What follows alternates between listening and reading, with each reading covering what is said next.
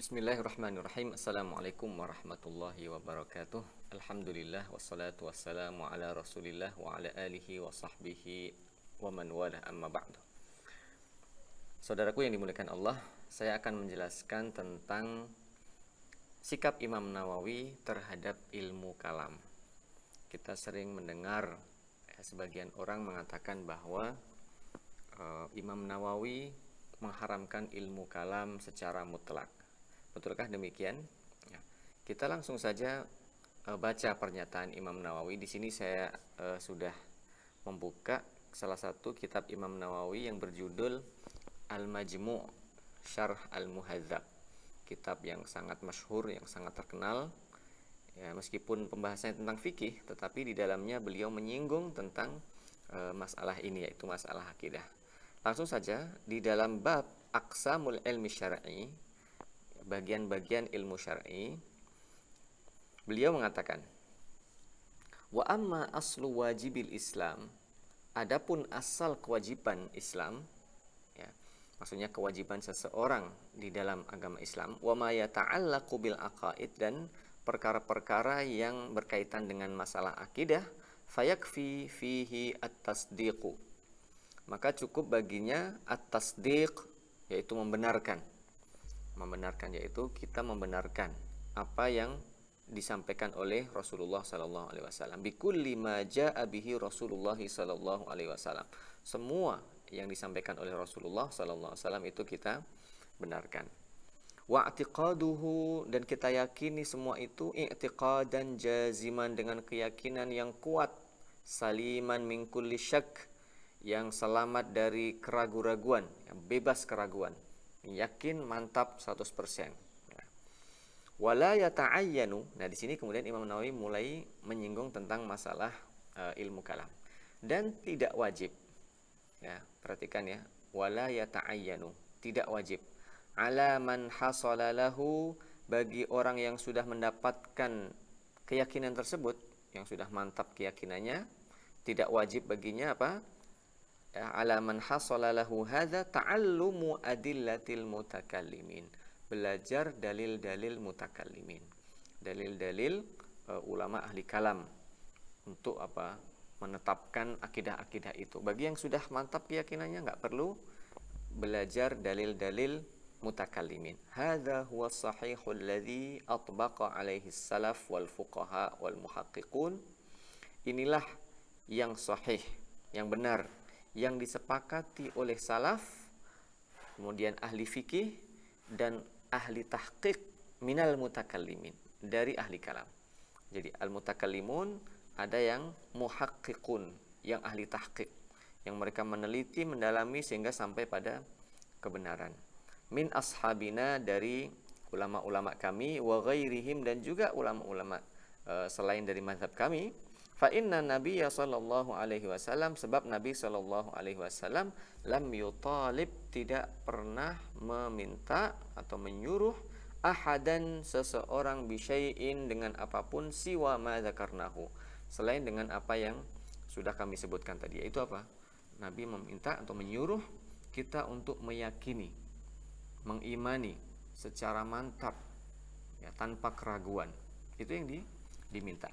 Wa kadzalikal khulafa'ur rasyidun, begitu juga khulafa ar-rasyidun, para pengganti Rasulullah sallallahu alaihi wasallam yang mendapatkan petunjuk. Wa man siwahum minas sahabah, begitu pula selain mereka, yaitu dari kalangan sahabat.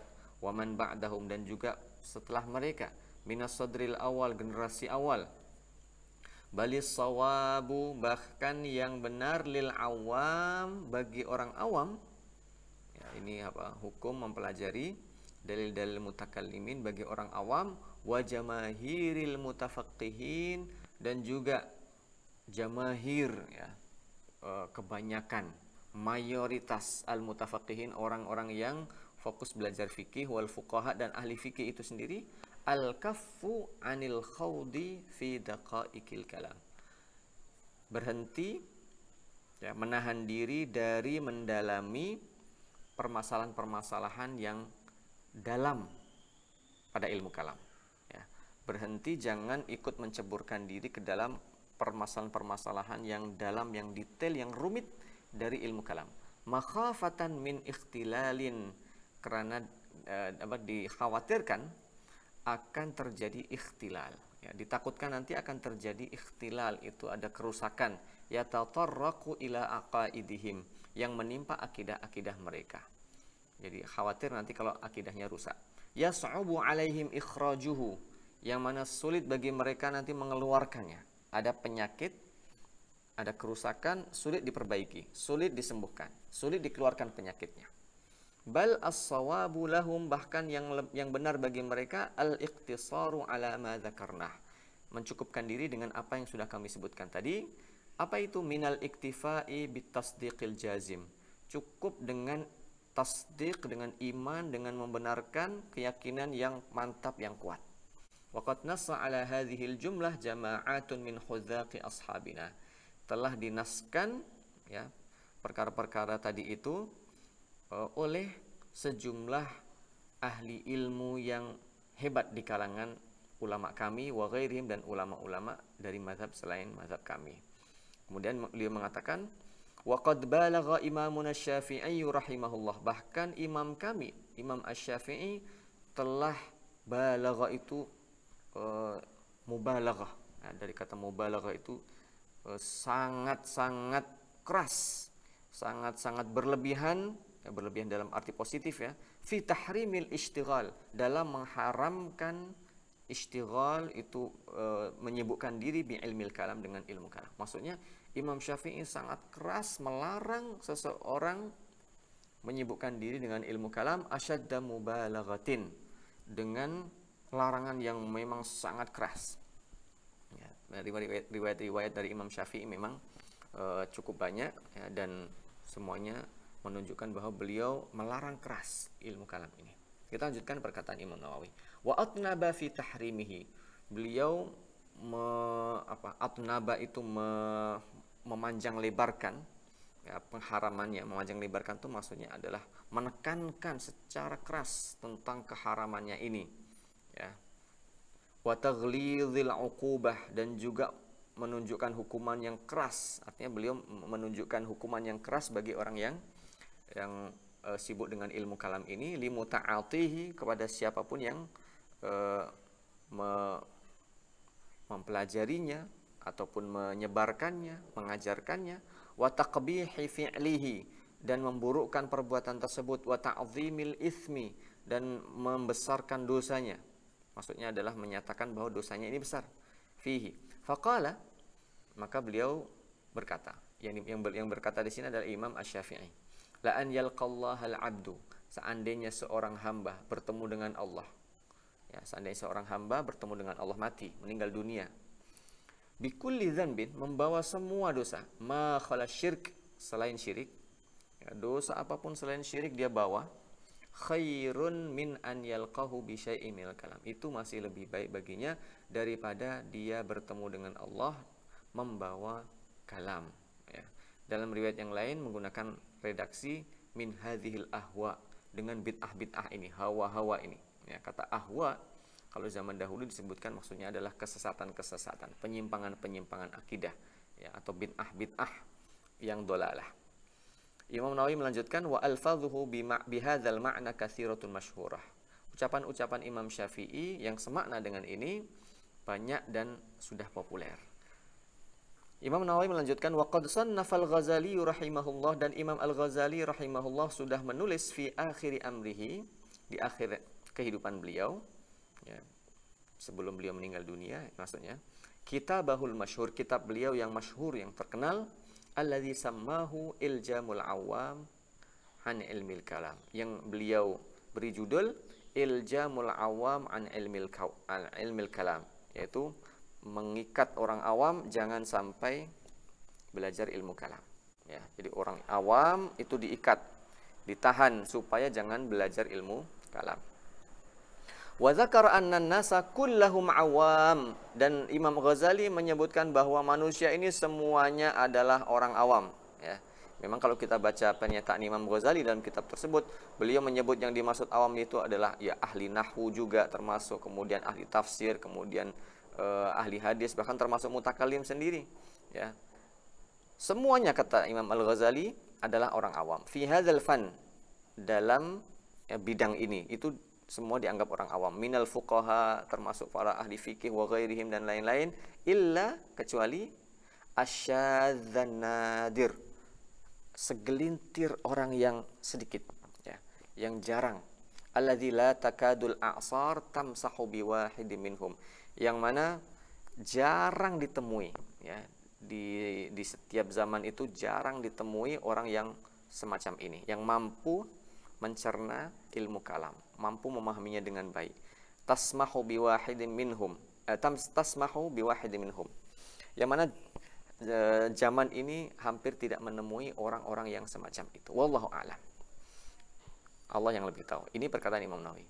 Selanjutnya apa kata beliau? Ya, masih dalam kitab yang sama, kitab Al-Majmu' Syarah Al-Muhadzab, beliau mengatakan walau tasyakkaka, seandainya ada orang mengalami keraguan-raguan di dalam hatinya. Tasyakkaka, timbul keraguan di dalam hatinya. Wal'iyadzubillah.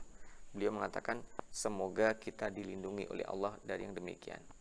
Fi syai'in min usulil aqaid, ada timbul keraguan tentang usul akidah, ya, pondasi-pondasi akidah, perkara-perkara dasar di dalam akidah. Mimma la budda min i'tiqadihi, yang mana itu wajib diimani, wajib diyakini.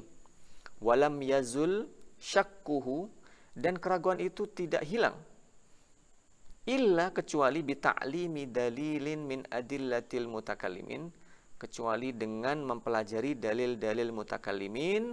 Apa kata beliau? Wajaba ta'allumu dzalika, wajib belajar dalil-dalil tersebut. Li izalati syakki, untuk menghilangkan keraguan tersebut. Wa tahsil dzalikal asal, dan mengembalikan apa yang tadi menjadi tujuan utama, yaitu apa? Yakin. Supaya mendapatkan keyakinan dan hilang keraguan-raguannya, maka dia wajib belajar apa? Dalil-dalil mutakallimin, para ulama ahli kalam. Apa yang kita dapatkan dari sini? Nah, yang kita dapatkan di sini adalah jelas sekali dari pernyataan tadi, ya. Yang diwajibkan atas kita adalah keyakinan, iman. Iman saja. Kita percaya dengan apa yang disampaikan oleh Rasulullah SAW tanpa meragukannya sedikit pun. Rasul sebutkan kita ini nanti setelah mati akan dibangkitkan. Nanti kemudian ada pertanyaan malaikat di kubur. Kemudian ada penghitungan amal, hisab. Kemudian ada mizan, timbangan amal. Kemudian ada sirat, ada jembatan. Ada surga, ada neraka. Kita imani semuanya tanpa ada keraguan, ya.